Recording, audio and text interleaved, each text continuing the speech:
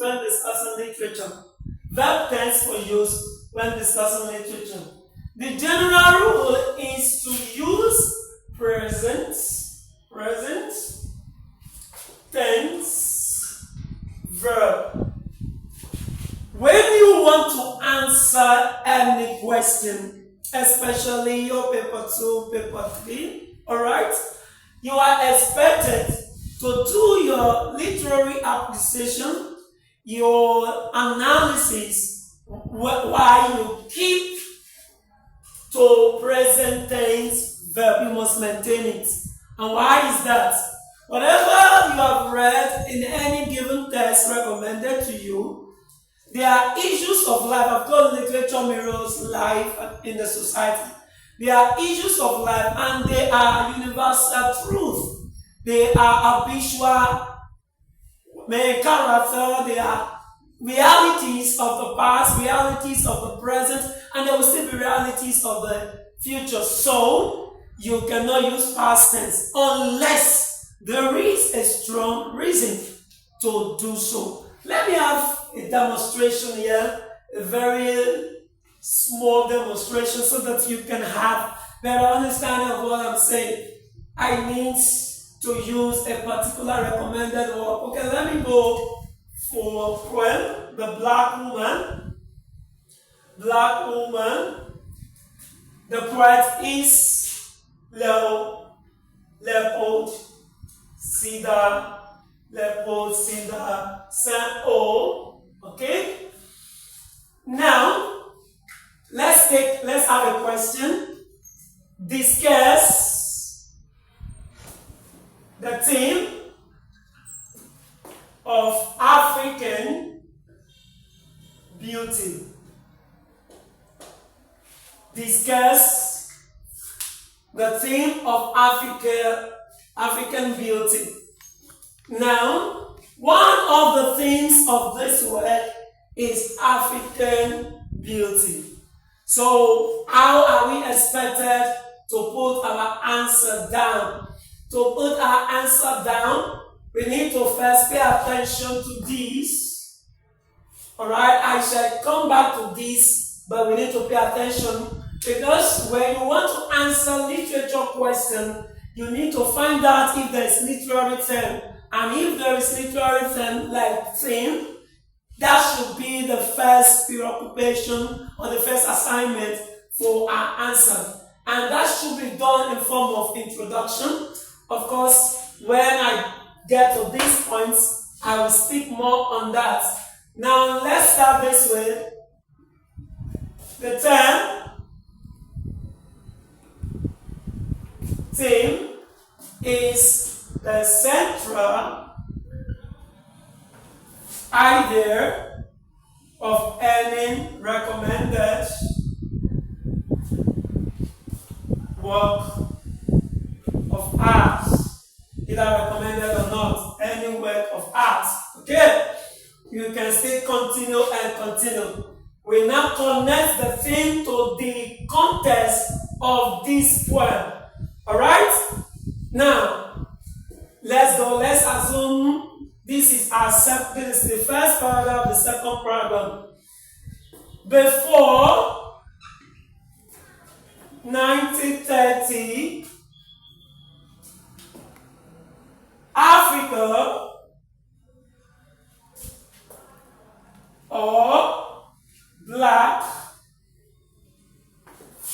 was never associated with beauty or anything that has positive valuation or physical correlation. In the poem, the reference to the promised land suggests, or indicates that Africa is beautiful. That Africa is beautiful. We can continue like that. So now, what is the point? We can continue, and of course, this should not be the end. Now, look at the first paragraph, look at the second paragraph. We have the term thing is present tense verb is the central idea of any work of art. Before 1930, before when this word was written, Africa or black was never associated,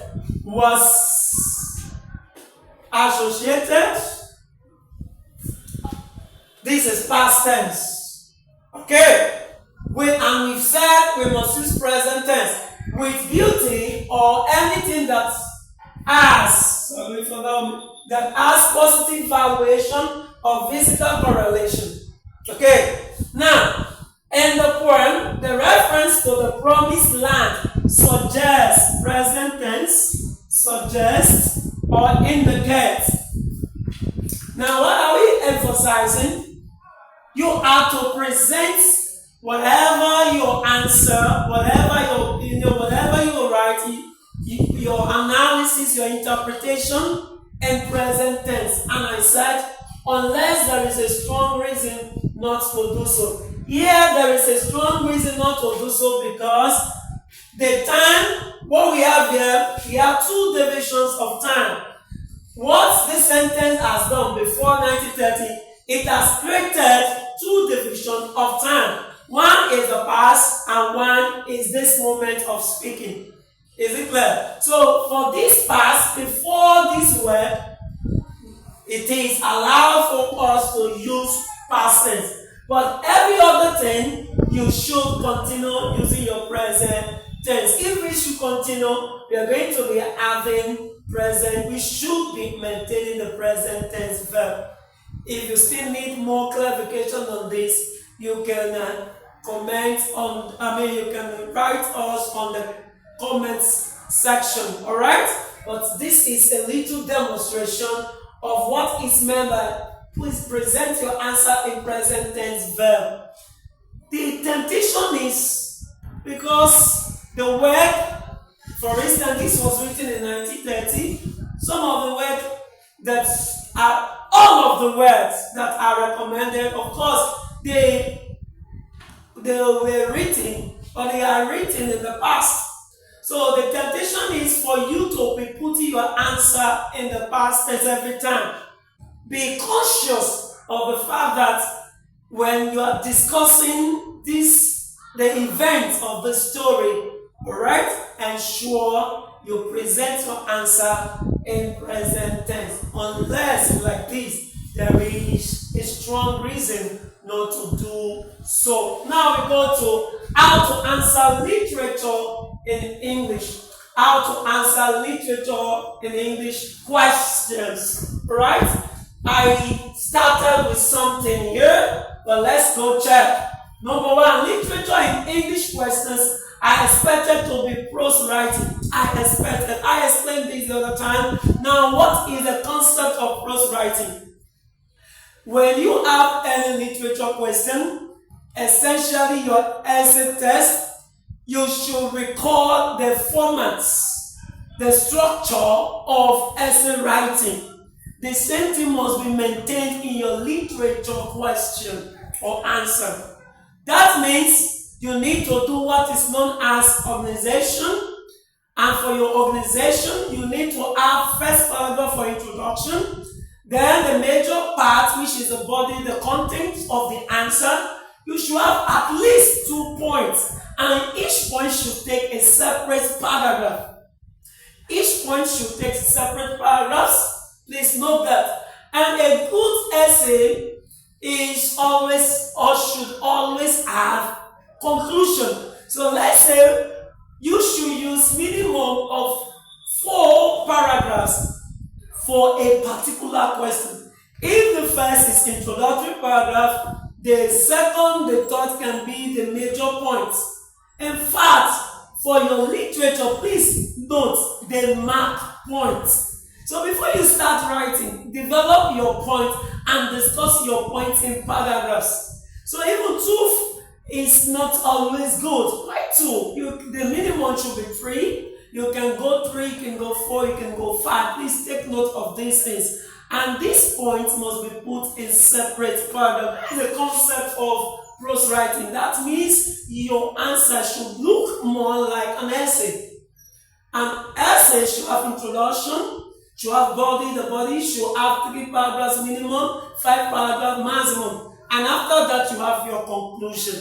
Is that taken? Right. Now let's go to 2. Literary questions are usually presented in the following ways. We want to pay attention to terminologies, the words, the concepts that are usually used in answering literature questions. The first is discuss. I use it here too.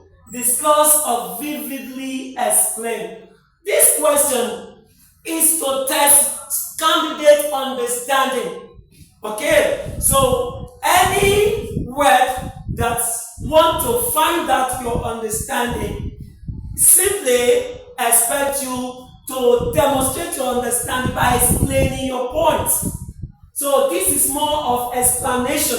And how do you do that? You do that in your prose writing format. The next one is examine. That is totally different from discuss. To examine is to investigate. Alright? Is to investigate. Is to, in the process of investigation, we must establish a particular fact. Is that clear? Even though the format still remains the same.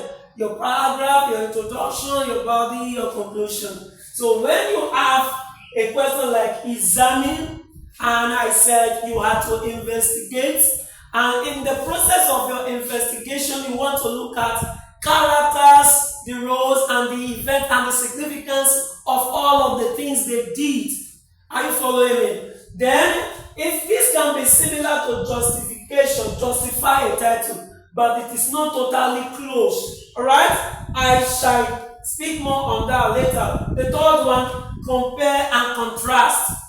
Okay? This is having 2 sides to a coin.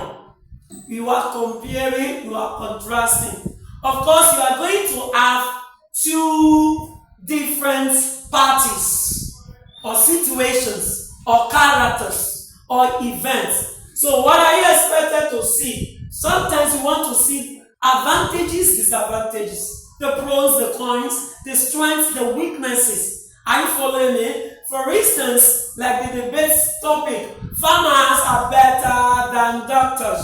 Alright?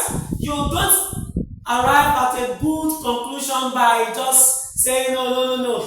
Teachers are better than doctors, or farmers are better than doctors. No. You give your arguments. Now, how do you do that? You show the strength and you show the weakness of the other. So when you have a question like this, maybe to compare 2 characters or 2 situations, then you should pay. The problem of many candidates for this kind of question, they are always one-sided. Look at this question, for instance. We can change it. Alright? You can compare and contrast the mentality of the poet to the mentality of the white. The white did not associate anything good with blackness. In fact, for some of us, while growing up, the concept of the devil, Satan, that we were given was like a black person. Right? Because anything dark, anything black is bad. It's necessarily evil. But in this poem, alright, I've shown you one side, I'm coming to the other side. The poet, Singer Sample, made us to know that white is beautiful. In fact, it's the color of life. Excuse me, why can you call black, dark, the shade of life, the color of life?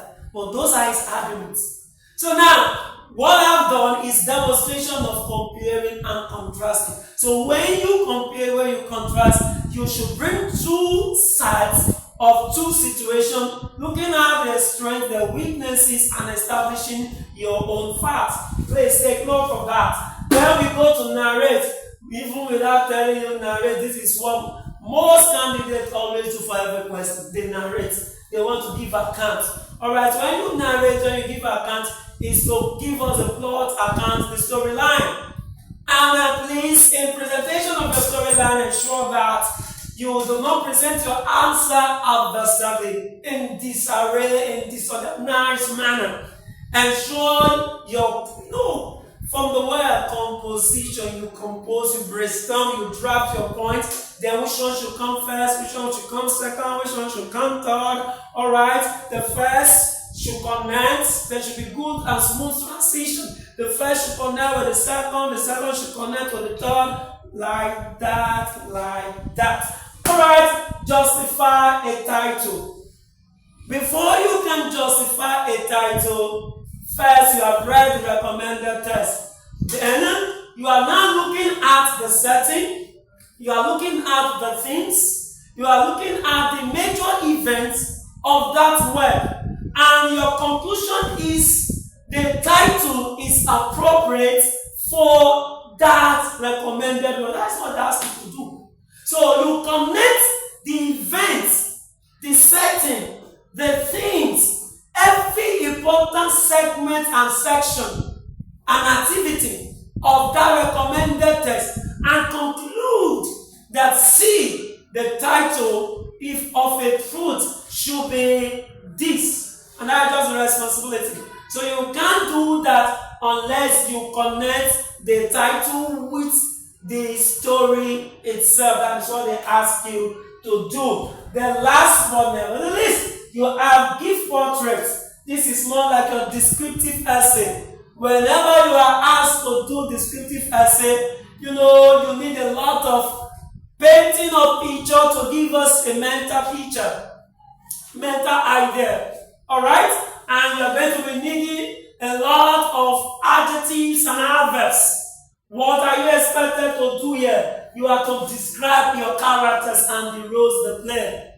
Alright, so please take cognizance of some of these things, if not all, that I've said about these terminologies. I know they will really help you.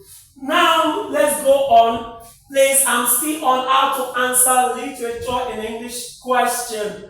Alright, I've told you, please understand that your answer should be in prose writing, more like a composition. Alright, then secondly, I needed to quickly pay attention to the terminologies.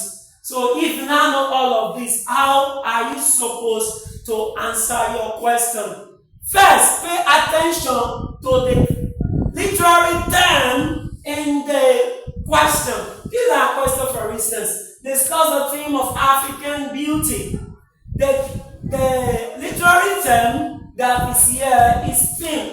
They may ask you setting. They may ask you the use of the mood. Those are literary terms. Alright? It is always good to define your concepts before. And how do you do that? Please ensure that you are doing that in first paragraph, like I started here. You do that in your first paragraph, more like introduction. But you do not need to say, what is theme? Theme can be defined. I didn't do that here. Right? You don't need to do that. But your sentence, your idea should be mature enough and yet communicating what you intended and what is expected to. Right? The first is pay attention to this question. Check out for technical term, literary term that needs. Okay, not everybody, this literature term, not everybody will understand things. That is why you need to break your terminologies down even before starting your explanation. That is just logical. Then after that, you move on to the second stage of connecting the special term of your question to the context of your text or recommended work. What's the meaning of that? When you have done this in form of introduction, please understand theme in Black Woman is going to be different from theme in the leader and the led as a case study. Alright?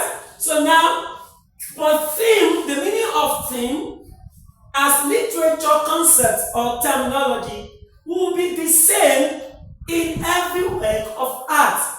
And you have given us that, the first stage. The second stage is to bring down your idea to the work in question. So how do you do that? What is theme? The theme of beauty. Okay, in this test, and that is what I've done. You connect your theme to the text. You connect, that's the second. The first one, pay attention to the special terminology or the special terminology words in the question. Second, connect or relate your terminology, literary term, to the context of the recommended work or text. The third one, then you can still do more of the second in 1 or 2 paragraphs. Don't forget that. Okay? Because I've used 1 paragraph here does not mean you should stop at 1 paragraph. You can do more by using 2, 3, 4 paragraphs if you have relevant, important points to raise. Please do. The more you do, and if they are valid points, the better for you. Now, after that, connect your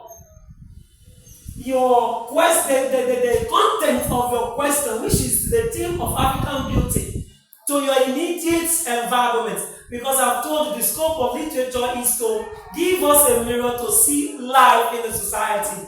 Alright, you have discussed this theme, African beauty, in this recommended work. You can go a bit further by relating it to any African society or the world at large to portray your point. And you do that first. Please take note, especially the second stage of connecting your theme to the context. You need to quote. If you can quote, it is all I quoted. Oh, where is it? Oh, the promised reference to promised land. There is a for you to know that I'm not bringing my own idea. If you can, please do not cram. I went to a center where some candidates were taught to do that. My God, it is strange, it is bizarre. Please, you don't need to memorize one. You don't need it. But you can commit to your memory certain key lines that if you are talking about lines, I should not forget about Black woman, it should be Black woman, naked woman. Your shades, your color is the color of life. With that, every other thing that we want to say can connect. But I can't, as I'm standing here, I can't even do more than what I have said now. Are you following? And that is not laziness. We do not need to read word for word. Nobody will ask you that. Okay, so what are we saying? I'm saying that when you pay attention to the first, connect it to the context of the question, then connect the reality of this test to the reality of the outside world, maybe your locality, your immediate environment. The last stage is to give your personal opinion about what you have read. It's always good. That is showing that you have better understanding of what you have written or read, and that will be a better one for you. So it is brief, and I know you have learned 1 or 2 things, but never forget, when attempting literature question, when discussing literature, always use your present tense verb. You can use past tense when there is a strong reason not to do so. Expect more lessons and literary appreciation, treatment of recommended tests in subsequent sessions. Also, please do not forget to comment, go to the comments section, give your opinion, ask your question, and also let me appeal to you. Kindly like. If you like this video, show us that you do. Click like, Then also help us share and invite friends. Thank you and enjoy the rest of your day. Never forget before you go, life is good and you can have it good. Thank you.